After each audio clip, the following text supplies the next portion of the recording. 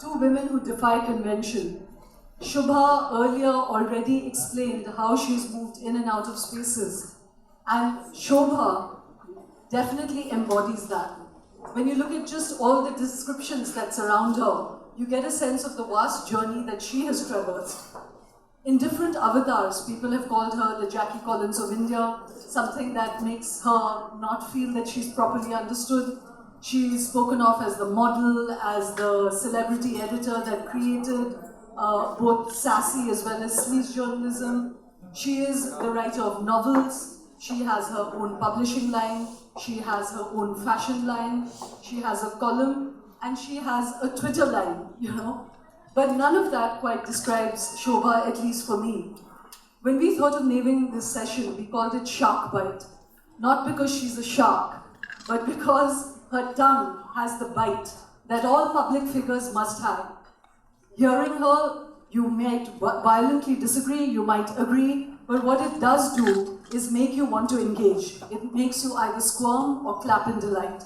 And that is why we called it Shark Bite. But again, none of this really describes her, at least for me, so much as the idea of a writer in a wrestling pit. Too often, writers live in gilded towers, but she's somebody who's constantly in the wrestling pit. And for those who call her a model or try to dismiss her as a pretty face, think of the last time that you saw a model in a boxing ring, and you'll realize you've only seen Shobhaa Day in that particular position. So ladies and gentlemen, please join me in welcoming Shobhaa Day.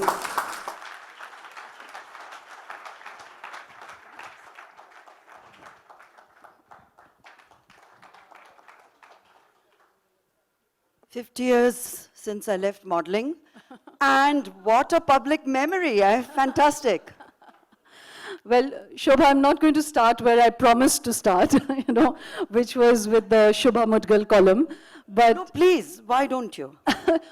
No, go ahead, just ask. Okay, let's start from there.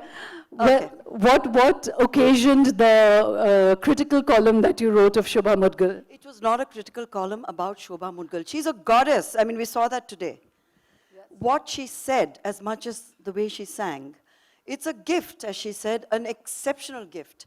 It had nothing to do with, I wouldn't dare comment on her singing. It was to do with the video, per se, the video, because that's a very visual form, and I just felt, for me, she was like Kishori Amonkar and beyond, and I asked myself, would Kishori Amonkar have been dancing in a video? I would guess not. But that is my limitation, that I couldn't see her dancing in that video because I felt it was demeaning her stature as one of the greatest musicians we have in our contemporary times. And I have to also add that I didn't realize just how vain musicians can be, just like all of us. So she got her own back, which was fantastic. We hugged, we kissed, and that was the end of that. Because I know she's much bigger than holding on to some one stray comment. But I have to narrate an interesting Kishori Amonkar story a long, long time ago, again to do with Vanity. It was a wonderful, fantastic, incisive, sensitive interview written in a magazine that I was editing. And the only mistake that the writer, who's a very good writer, had committed was to reveal Kishori Tai's age, which was at that time 54. So she called me and she gave me hell. We speak Marathi to each other, of course. And she said, what business did that person have to reveal my age? What business? Now you have to come and meet me and you have to make up for this terrible insult. So being someone who I really deeply respected, of course I said, I'll come and meet you, Kishori, and I did. Now, this is how she got her own back. I think it's a lovely story. Well, Shobhaa, I could only sing Mar Dala after that, which I can't sing. But Kishori was 10 times in another league. So when I walked in, she had all her disciples sitting around her in her home. And I was summoned into her court. And she put her arms akimbo like this. And she said, Wah! आ गए? So I said, humbly, Kishori Tai, आ गए? आपने बुलाया, how can I not come? So she looks at me and she says, देखा, she tells all her disciples, देखा, ये है Shobhaa Day. सुना था सुंदर है, लगती तू है TB patient. Maybe she expected me to shrivel up and die at that moment. I laughed and I said, yes, I need to gain some weight. So she softened and she said, you need to gain a lot of weight.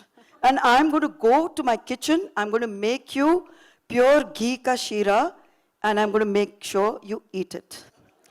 So that's how she got her own back. She went to the kitchen. 15, 20 minutes later, she produced a bowl full of shira. She stood towering over my head till I finished every bit of that. And then when I left, she told me, eat it every single Sunday, and maybe then you won't look like a TB patient. So, you know, everybody has their vanities and their vulnerabilities, and sometimes you do, you hurt a few people, sometimes a few people may try and hurt you. But like Disraeli said to his queen, never explain and never complain. So that's pretty much how I've tried to live my life. Well, that's a great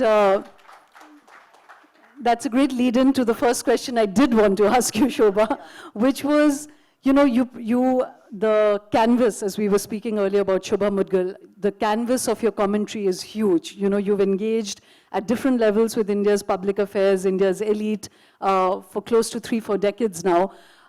So in some ways, I wanted to ask you, what are the directive principles of the Shobhaa Constitution? You know, both as a writer, as a human being, what are the core values, directive principles by which you live by? It's something quite simple and uncomplicated. I was brought up in a Maharashtrian middle-class family, bureaucratic background. And the principles you're talking about, it's not that my father sat us down and said, look, these are the principles you have to uphold. It was through example. It's how you lived. It's what you observed.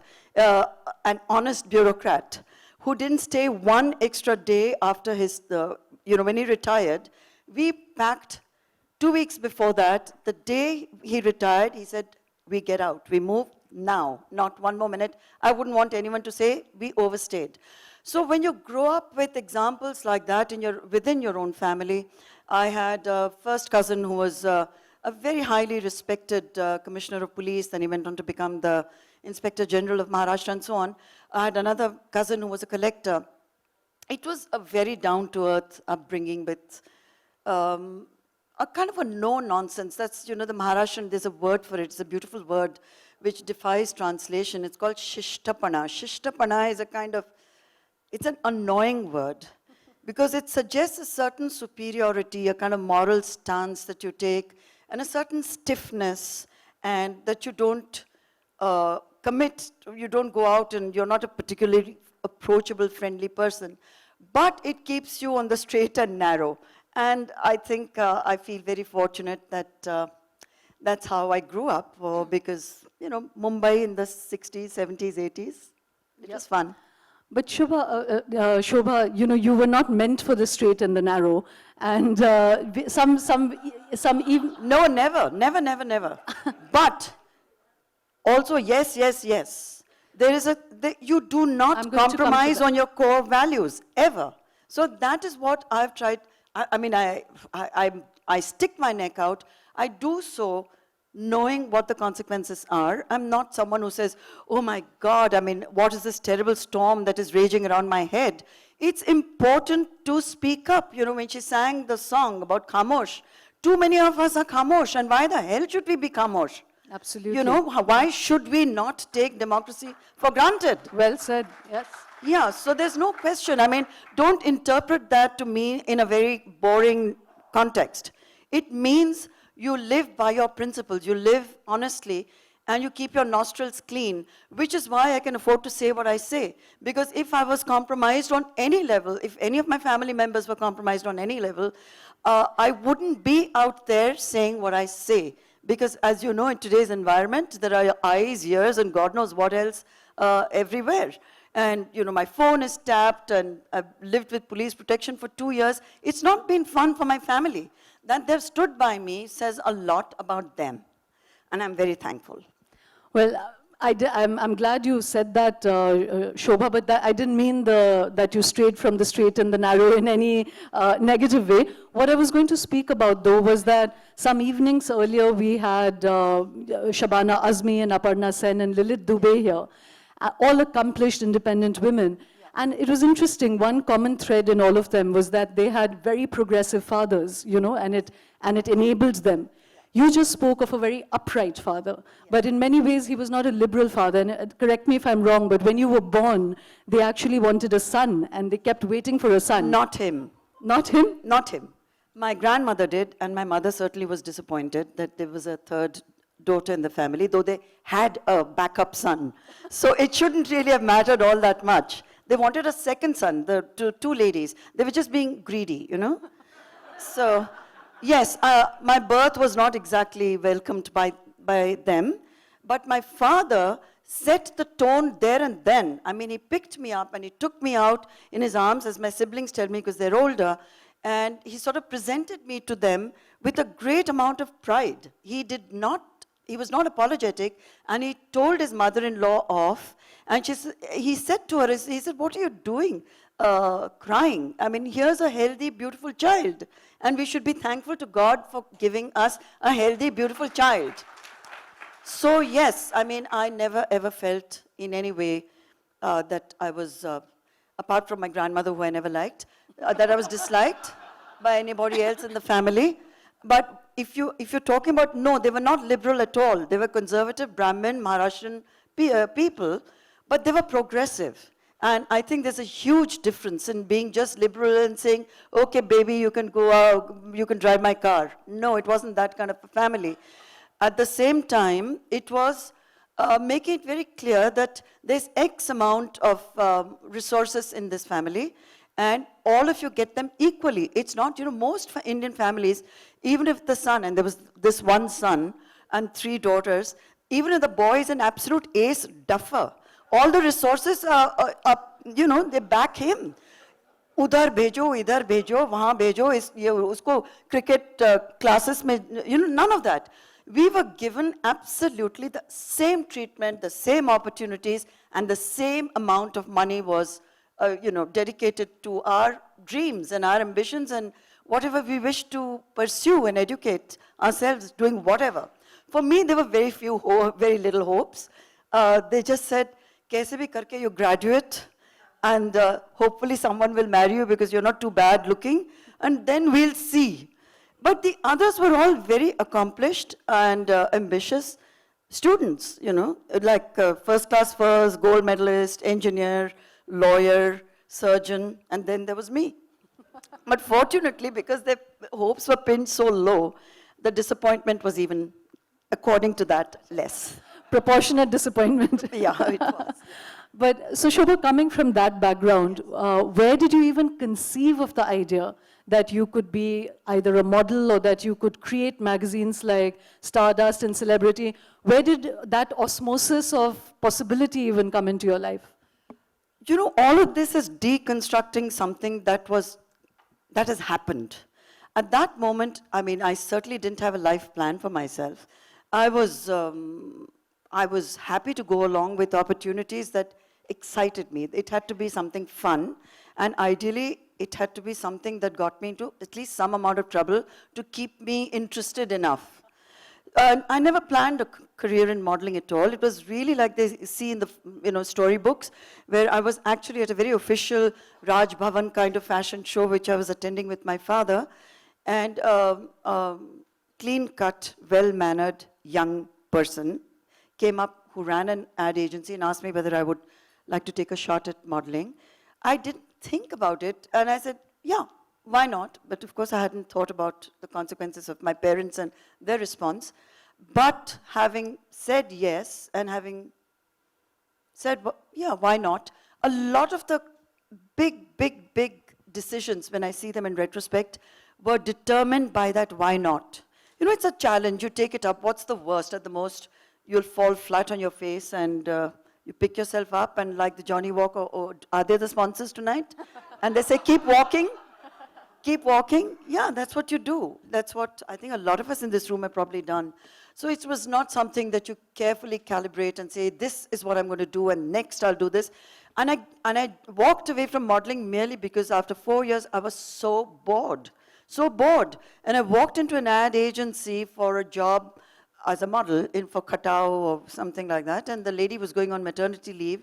The copywriter there, she was a senior at college. And she asked me that, would you like to fill in for me for 3 months? She must have known I could sort of string sentences together reasonably well. So she went to her boss and said, well, here's someone who can, she must have been so desperate, she thought she was going to have the baby in the office. So when I walked in and Nari Hira, who owned the agency, looked at me and he said, I don't want a model here, I want someone who can write and who's going to work. You know, this is the attitude. Even today, it's that attitude. Models are dumb, models are bimbettes, models exploit their body and their sundarta, and that's all they do. But a lot of them are extraordinarily smart, capable, competent professionals. It's a choice you make. So he gave me a copy test, and I must have done okay in it, because he came back from lunch, read it, and he said, right, you have a job. And then came the googly. He said, so you have to quit, you have to choose, it's this or it's modeling. Then he asked me, how much do you earn as a model? In those days, I'm talking about the 70s. I said, between 15 and 20,000 a month. So he said, okay, I'm offering you 350 rupees a month. Are you on or not? I said, I'm on. And that was it. So that, well done. Yeah. So I quit, I walked away, started my career as a writer with writing copy for him for 350 rupees a month. And thank God I lived with my parents and I had a bit of, some savings. Goes from 20,000 to 350, yes. Yeah. That shows Yes. commitment, yes. No, not commitment, adventure. Adventure. Yeah, Yes. it's always been an adventure. Life is like that. I started writing my books because Davidar came into my home. I was usually pregnant. Most of my adult life I've been very pregnant. And he comes and he says, why don't you write a book? I hadn't thought about it. Again, I said, why not? And he left saying, I'll come back after a month and let's see if you have a nice, good enough concept. I forgot all about it because, of course, my entire focus was on my womb and not anywhere else. And he said, so have you written the outline? And I said, of course. I was, fibbing. So he said, I'll be there in an hour. And I was, I had a laundry bag and an eyebrow pencil in my bedroom. And I wrote out the Socialite Evenings, which is outside. I'm hard selling my copies.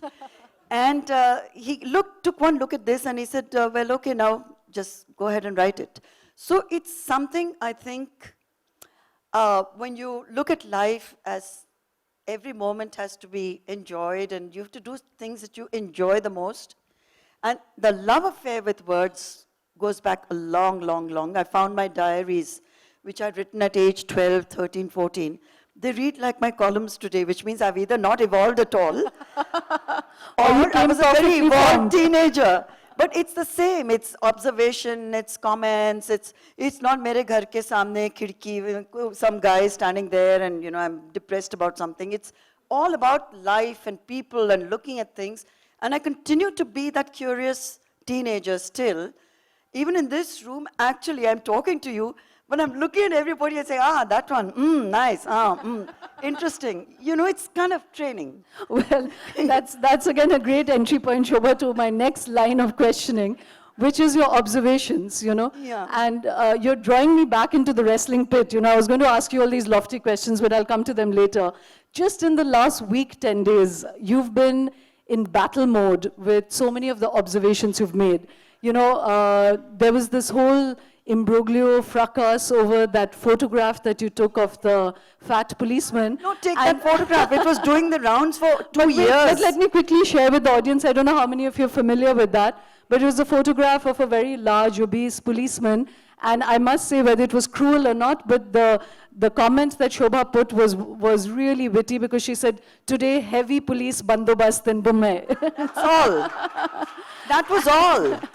And of course, that brought her into massive battle zone. But I want to continue with that. Yeah. Just this last week, Shobhaa wrote a column about Iman Ahmed, is that her name? The 500-kilo lady who's been operated on.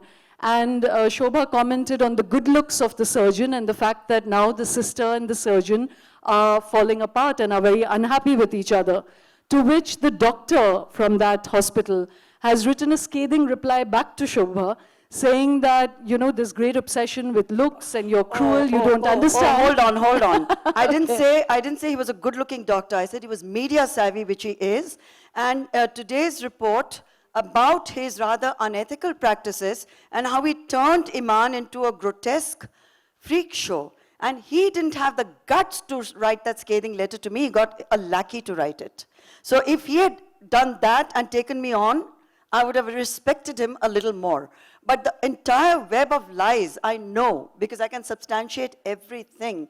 How she was manipulated to come to India in the first place, what happened subsequently, how they let her down. All of it is now documented. Page 7 in Times of India, if you're interested, has the story, because the person who's reporting from Abu Dhabi has got the actual story. And maybe this doctor who was hoping to get a Padma Shri because he has operated on Nitin Gadkari and Venkaiah Naidu. There goes his Padma Shri. You know, this is the kind of nasty, incestuous, you cover my butt, I cover yours. When something is pretty ugly, you can see the sucking up. They're sucking up for some specific goal and some reason. They're looking for patronage from people who, what do I say? But anyway, I really have no regrets, and if he still wants a dialogue with me, happy to do it on any platform, and I can blow him to bits because everything that he said is a bunch of lies. This is the first time I've heard of a dialogue ending up in blowing people to bits. But that apart, Shobhaa, I'm not going to get further into the story. I was merely bringing it up as just this week, that's the average day in Shobhaa Day's life, you know. And if there is a story that has substantiated some of this further, before reading it, I'm not going to get into it. But Shobhaa, the thing that I wanted to speak of is that around 8-9 years ago, in fact 9 years to the date, India turned 60, and you and India share a birthday, and you wrote a book about it.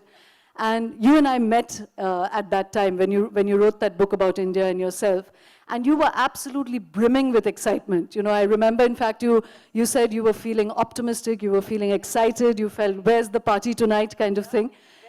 Looking back now, you know, do you feel that that optimism was justified? And now that we are going to be 70 in another year, do you feel as excited about where India is?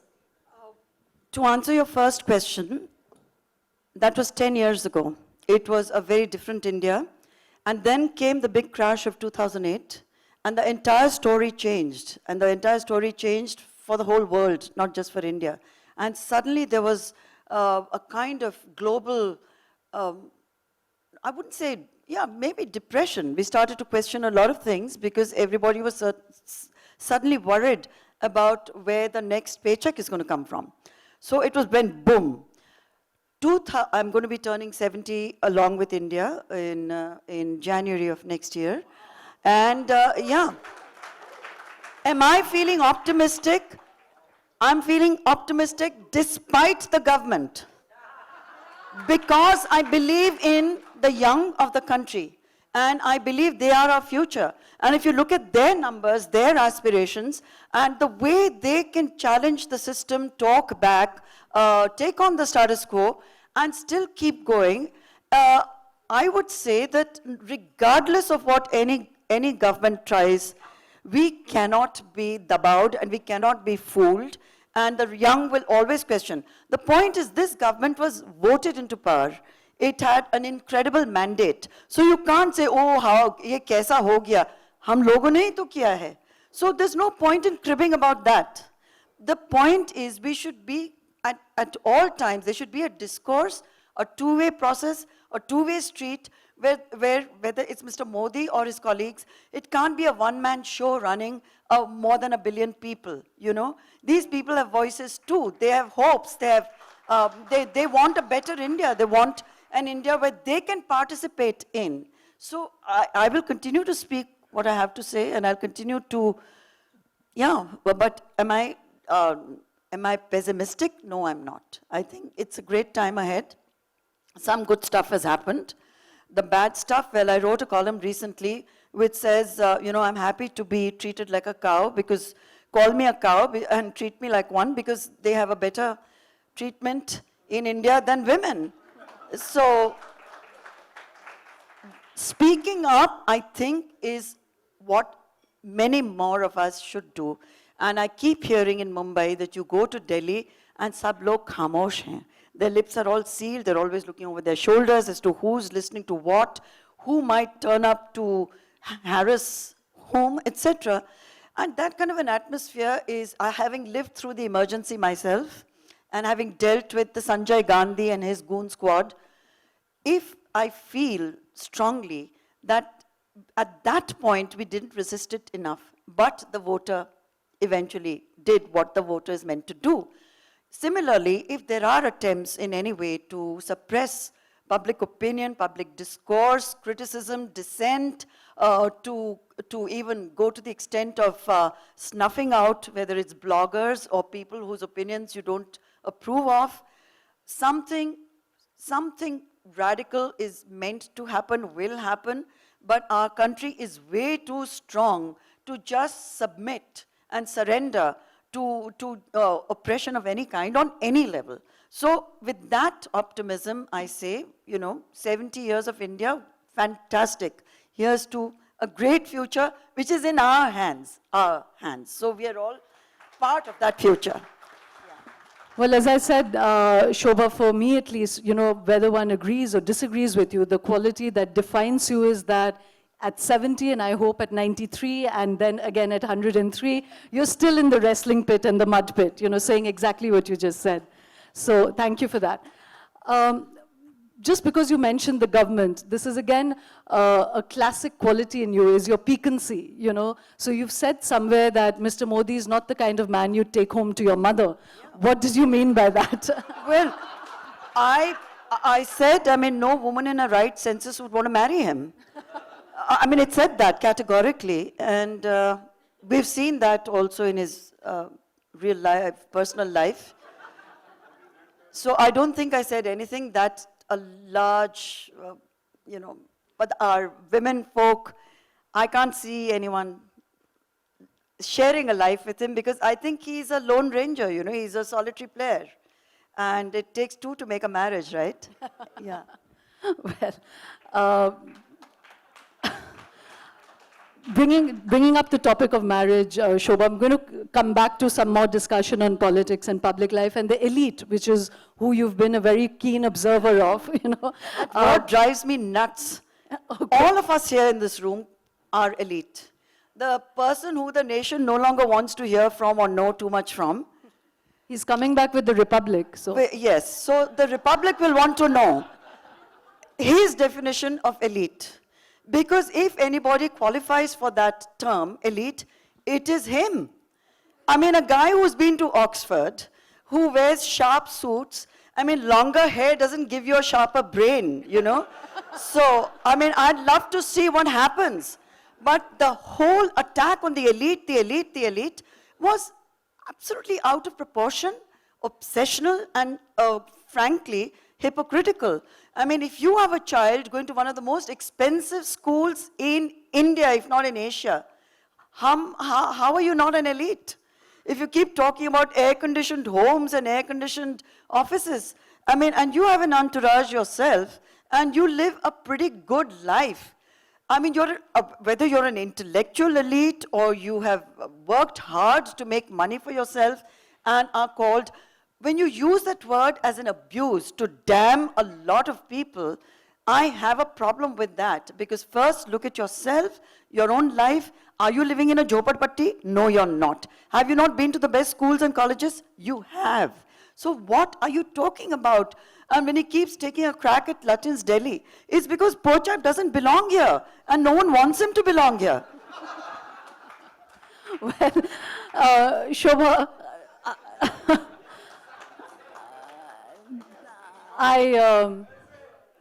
I feel such consonance with you that the next question has slipped my mind, But But Shobha, I was going to ask you about your engagement with the elite, and I said it as a value-neutral word. So I'm going to come back to that because we were on the topic of marriage, and again, with the one-liners that you're famous for, you said other people watch birds and I watch marriages.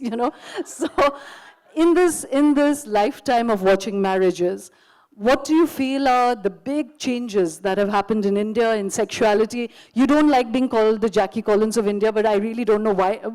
It's wonderful what your books did in the beginning. No, I wanted... Only that is derivative. No, You should be called... it's silly because we in India lack confidence to such an extent that we're always calling someone the someone of some place, which is always Western. If they'd called me the so-and-so of some Japanese writer, but they'll never do that, will they? It has to be an American or a white lady. I have a problem with that, really.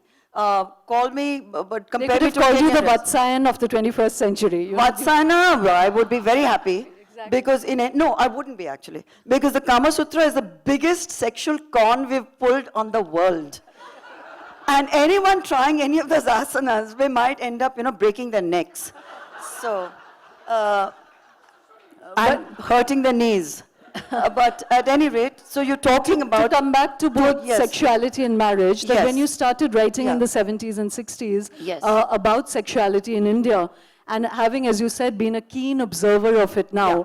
what are the big changes that you see, both negative and positive? Well, I think now it's going both ways. It's sort of slam bam, thank you ma'am. But women are saying it too.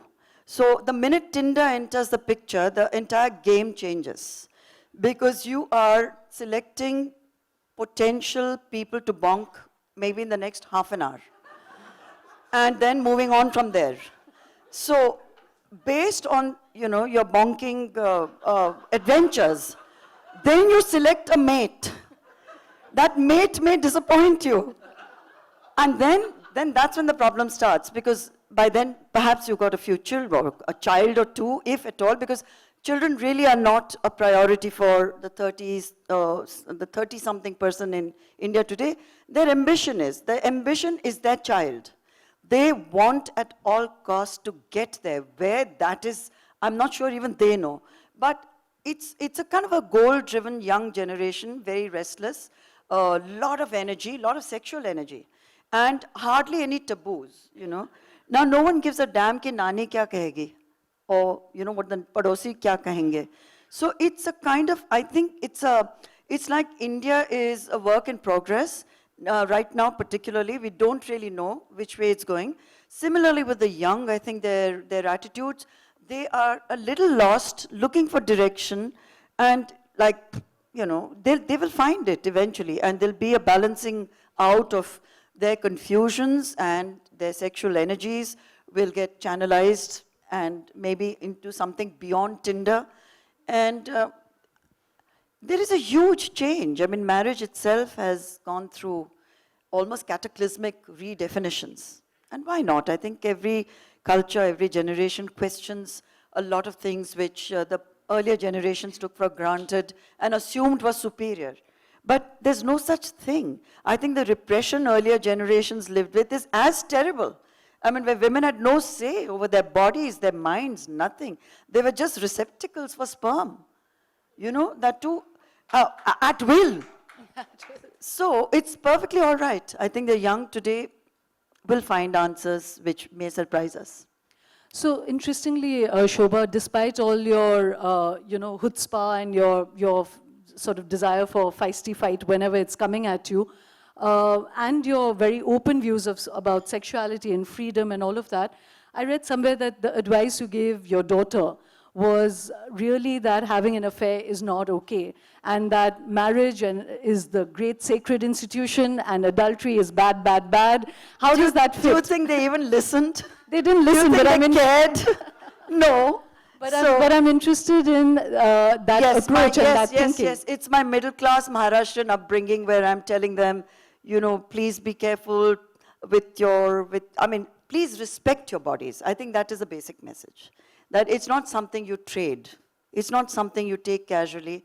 It's not something it's disrespectful to yourself to not have that sense of who you are, or that you are someone who can so lightly give herself to whosoever, and then then don't get hurt. Because as a mother and a grandmother of several, our family is now no longer just an extended family, it's almost a tribe, because my children are multiplying also with ferocious kind of enthusiasm. The government should be happy with you. Yeah, no, I always say, God said, go forth and produce. I mean, I raised 6 kids, so I completely get it. But yes, I am a very, very conservative mother, and I would never, ever lightly dole out advice even to a stranger, a young girl who comes up to me. I would never tell her, go forth and experiment. Never. Okay, we spoke about this fact that you seem very connected with the young. And again, going back to 10 years ago when you were assessing just the change in India that, you inhabited and the India that it was now, you said somewhere along the way, the one thing you had decided to drop was to be judgmental about the young, And similarly, that you had decided to stop being judgmental about the elite and the wealth that they enjoy. Can you give us insights into both now? The young, when you speak about it, individually, what are the things that might worry you, even if you hold back on speaking about it now? You said, for instance, the money values, that your children, for instance, don't have the same value for money that you were brought up with, but you've decided that that's okay. So can you give us No, it's not okay at all. Okay. Oh, no. They jolly well have to work for their rewards the same as I did. And they have to respect money, and I'm certainly not one of those mothers, neither is my husband one of those husbands or fathers who's going to just write them a check and say, maza karke aao beta. Absolutely not. They have to sweat blood. They have to sweat blood. Yeah, they must learn. There's something like discipline. I mean, today we may be around and we may be able to indulge some of their chota things, If my daughter says, oh, Mom, Zara has just opened and, will you take me shopping? I'm not that mean to say, bilkul nahi, you earn your next salary check and go to Zara. But if she says, like her friends say, and when I sit around chatting with them, and I asked one of the young girls who's getting married very soon, I asked her, what are you looking for and what are your requirements? I knew it was going to be an arranged marriage. I said, what are you looking for? She says to me in all seriousness, she says, well, my mother was given a 7.5 carat ring by my father when they got engaged. So the person who will propose to me, now, inflation ke hisab se and all, 10 carat to milna hi chahiye. Okay, that was one requirement. Requirement number 2, my father has always given me every season a limited edition designer bag. So if my father can give me that, then the person I marry has to give me the same, if not more. Limited edition bags. Requirement 3, my father has said we must only travel first class because, we're used to it. So, and she's getting married to a guy in Delhi, just by the way. Yeah, so she said the guy has to, so when she finally decided to marry this gentleman, I haven't met him, but I definitely want to meet this character. So she got engaged, she called me up, she was very excited. I said, you remember the conversation we'd had about 8 years ago? She says, of course, auntie, I remember every word. I said, 1, 2, 3, has he met them? She said, yes, thank God, otherwise I wouldn't have said yes. This is it, this is reality. That has to be the singular, most depressing story I've heard. It is so depressing, but that is it. And the other girls at the table, their friends, they all nodded their heads and agreed and said, why should we compromise on our lifestyle? So they've forgotten the life in lifestyle, and it's only the style, and the hell with everything else. As long as they can get what they call their lifestyle, they really don't care. They could marry a jackass and hack it, Well, Shobhaa, so that, again, that brings you back to the particular vantage point you've had, and you've been very honest about it, that you are very much part of the elite, but both in your writing and in other ways, perhaps with the upbringing that you had, you've always said that you are the outsider and the voyeur. But interestingly, you said that you're not judgmental and you're kind of a simpatico of the elite. And when I'm talking the elite, I'm really talking the super rich now. So you said something very interesting to me once when you said it's almost amusing to watch them with their wealth, and that India, the super rich now, have a kind of schizophrenic approach to wealth. Could you explain that and share that with the audience? Well, boys with their toys. Amusing because there is no perspective left. There is no distance. There is no thought of any kind of responsibility other than the responsibility they have towards making more money. That is it. This is a kind of single point agenda and cracking the Forbes rich list. And I have seen grown men cry, and ask this lady who does the Forbes rich list, in my presence this has happened, that how could you place me third? Ho hi nahi sakta. Last year I was one. And now on what basis have you calculated? Show me, ab bhi dikhao, how did you calculate? Third richest man in India. By next year, please put me back on as number one. It depressed him to such an extent. This is what I mean. It's amusing to watch this, and it's also a little scary because they are bringing up a generation of their own children who have absolutely no concept of reality. They have no contact with reality. They don't wish to. And they live in this little bubble, which is, I mean, you know, it's like taken so casually that one nameless and quite wonderful and wonderfully dressed socialite who was holidaying this summer in New York, and she heard about two parties in Bombay, Bollywood driven of course, and she didn't want to be left out of the parties. So, private jet, come from New York, attend the party, go back to New York, come back again to attend the next party. Who's paying for that jet? It's the shareholders, it's all of us. Who's paying for this kind of a non-stop global party that some of them are so busy enjoying? By all means, enjoy something you have worked to create. It's wealth that perhaps your family has worked very hard. But along with that, there has to be some kind of recognition that other kinds of people also exist in this universe. There is none. And that level of callousness is what I find absolutely appalling and shocking, that you can live in that bubble and let nothing touch you that can be even remotely considered not good enough. So, Shobhaa, how have you managed to live within, you know, and with having outspoken views like this? Are you still accepted in this club, or are you a bit of a pariah? Are you invited to these same parties? Do I care or a not? damn whether I'm accepted? I mean, they've had to, I really don't. Are you asking me, am I invited to all those wonderful parties?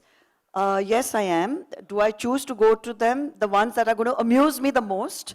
Yes. 90% of the time, no, because it's the same old, and the conversation rarely goes beyond, you know, who's bought which shoes and so on. And even the men are very tiresome because for them, I mean, the sexiest conversation is about, you know, money and who's either got more or who's money, and who's going to be arrested next and who's been raided where, and, you know, who has more bodyguards, and, you know, it's very boring. So unless there's something absolutely outrageous that I believe may happen, I don't bother. Oh, okay. Time is moving really fast today. You know, I'm again going to open this up, but before I do that, Shobhaa, you have this reputation of being, you know, just nobody can get to you, hurt you. There's a kind of sense of a battle axe hide that you live within. But can you share just some point when you have actually felt vulnerable, when you have felt, you know, that your defenses were down? Any point in your life? Many. I would love to think of myself as a rhinoceros, but I'm not. But those occasions are all deeply personal and have nothing to do with my public persona. So it is irrelevant to this group. So there's nothing I can or want to share about those vulnerabilities. I don't think there's any human being in the world who can claim to, apart from maybe Donald Trump, who can say, hey, you know, nothing touches me. You know, I'm not Teflon and I'm not Superwoman. I'm just a woman who could have chosen many other avenues in my life, and there were many I could actually have chosen. I choose to be this person. It's an active choice. And I stand by everything that I've said in the public domain, and I'll continue to do that. Well, thank you, Shobha. If this time I'll ask you some more, but let me open this up. Yeah, right there. So I have a question for you. You did say something very nice about Raghuram Rajan. What do you have to say about Urjit Patel now? I don't know Urjit, I didn't know Raghuram Rajan. It was a kind of a provocative column written at the time when he was the poster boy for all that was wonderful that was going to happen to our economy. He is well qualified, he is good looking, he is dishy, he is sophisticated, he speaks very, very well. I'd never met him, and I met him just briefly, just once, when he was about to quit. And he was so bashful and so shy and so embarrassed because, you know, I had called him 007 and all kinds of stuff. I was in Goa when the editor of Economic Times called me and said, can you quickly do a kind of a satirical tongue-in-cheek piece on this guy, because he's a new man on the block and everyone wants to know something interesting about him other than his, you know, his biodata. I mean, you can always Google that and get it. But an insight which is fun. So I said, he's the man who put the sex back into the sensex. And he Shobhaa, took it, he was very sporting. I mean, he was shy, but he didn't sort of say, oh my God, how did you say that? He quite enjoyed I can tell you that. He quite enjoyed the swooning crowds wherever he went, and he was quite the superstar who was, you know, happy with that kind of And Urjit? positioning. Urjit, I don't know. I've never met, and he looks very boring, so I'm not interested. Yes, there's a question. Shobhaa, the real you, Shobhaa, the real you, and There. you gave me a clue. The real Shobhaa, the public persona. Any regrets? Well, not being Frank Sinatra, I can't sing that song and claim that I have none. Quite a few, but I think it's been a fun life, you know. And if you can say that at 70, that you've led it on your own terms. Of course, there have been patches of not such wonderful things happening to you, but that's life for all of us, you know. It's, you take it in its totality and you move on. Ducking it. No, No, it's not. not at all. I mean, regrets, what? If you're asking me for one huge, big regret, no. Actually, no, not at all. I Good can for you. claim and I can make up stories and say, oh, I could have been a great architect, I could have been the female Charles Correa, etc. Because I had a huge crush on him, he lived in the same building. I would have happily, you know, told him, mujhe aapka bhakt bana dijiye, but no, there's no regret as such, no. Is It there would any- show if there was. Yeah, and there's one here? No? Here. Your view on vigilantism and the intolerance that we seem to encounter right now and erupted in multiples over the last year or two. There were several television debates on panel discussions. That's, of course, it's now on television itself, media itself, has become such a nautanki that I no longer want to be on any of it. It's not just a slanging match, but it's irrelevant. No one is even listening to what anyone is saying. You're just out shouting one another. I spoke and wrote extensively on it. It's something which should be of concern not just to me, but to everybody here. That, and there's an excellent column in today's Indian Express written by Tavleen, which talks about exactly this, that today it's become like you're hunting people,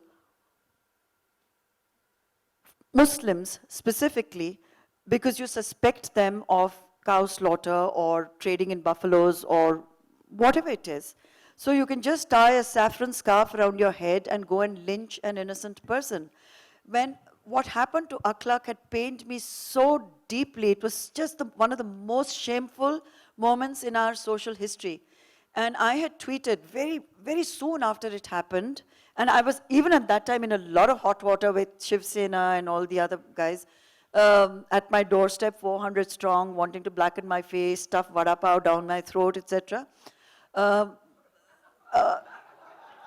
So I had tweeted that I have just consumed beef, come and murder me. And that had led to, I cannot even begin to tell you the reactions to that. It had to be said.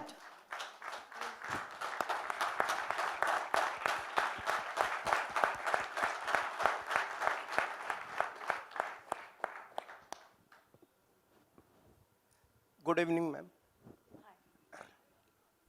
मैं हिंदी में पूछना चाहूँगा कि institution of marriage, क्या हम ऐसे word की कल्पना आगे कर सकते हैं जहाँ की स्पाउज अगर चीट करे तो उसको अपने दिमाग से मैन और वुमेन ऐसा कंडीशन कर ले कि भाई नहीं मेरे को कोई प्रॉब्लम नहीं है, चलो आगे आगे बढ़ो। ये टैबू है या ऐसा फ्रीडम कभी हम आगे एक्सपेक्ट कर सकते हैं?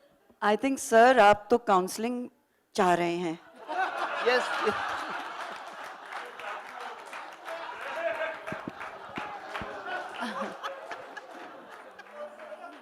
Well, but Shobha, just to draw the conversation back for a moment to what you said about Akhlaq, and I don't know how many of you noticed, but again, it's reassuring that there are just so many public figures, and certainly someone like Shobha shooting from the hip. I don't know how many of you from the back can see, but Shobha is in tears, and in the emotion of what happened to Akhlaq. I think more people needed to really be tweeting what Shobha said, and to stand by those who have been saying that, and to not be so afraid of the kind of criticism that we are all leveling, not to quickly put labels on us. So Shobha, you got pulled away from that moment, but if you can just talk about the response that hit you by saying that, and what helped you through that. The thing is that when you are in that space, or whether it's Twitter, and you suddenly then play coy and say, oh my God, I don't want to be trolled, and what are all these trolls saying, and why are they being so abusive? That is the nature of the beast. I do not respond to trolls, I do not read comments, I say what I have to say, and that's it. So, what I am seeing is a kind of shying away from that public space. A lot of people who were far more out there speaking their minds are withdrawing, perhaps because of the threat perceptions, because of not just from the trolls, from the establishment. The trolls one can shrug off because you know how manipulative and how manipulated it is. It's just a technology that enables anonymous people from God knows where to heap abuse on you and threaten you with, that they'll come and murder you, murder your children, murder whoever in your life and so on. The minute you get down to that level and you start engaging trolls, you've had it. And I particularly don't like the idea of a lot of very high profile women, yes, some of the most trolled women in Asia, suddenly being somehow defensive about what they're saying in the public space and asking for concessions like, hey, it's not fair to troll me, I'm entitled to say what I have to say. Yes, you are, but they're also entitled to their abuse because that is how it works. So I would hope and pray that a lot of these women, millions and thousands of people look up to for their opinion and their guts in saying things that most people are today not saying. I wish they would reconsider that whole approach to saying, I'm a woman and I'm being trolled. The minute you pull out a gender card, you're dead. There's no such thing today. I mean, you have to be neutral. You have to be gender neutral within your heart and mind.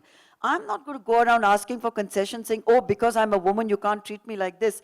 And then, I mean, that is a very fake kind of attitude to take. It's a level playing field. and you take it as it comes. You give it back when you can. But you certainly don't pull out your gender card and say, hey, there's a different set of rules for me because I'm a woman. No chance. I'll take on anybody, man, woman, anybody, without having to resort to, make a few concessions for me. No chance. No chance. Salute you for that, Shobhaa. Unfortunately, again, we have to end. It's a working day tomorrow. But that was a great note to end on, Shobhaa. Both that determination to fight, determination to speak up, determination not to be cowed down, forgive the pun, but most of all, for having the power to claim your privilege and to use that privilege. So thank you very, very much, Shobhaa, and thank you, everybody.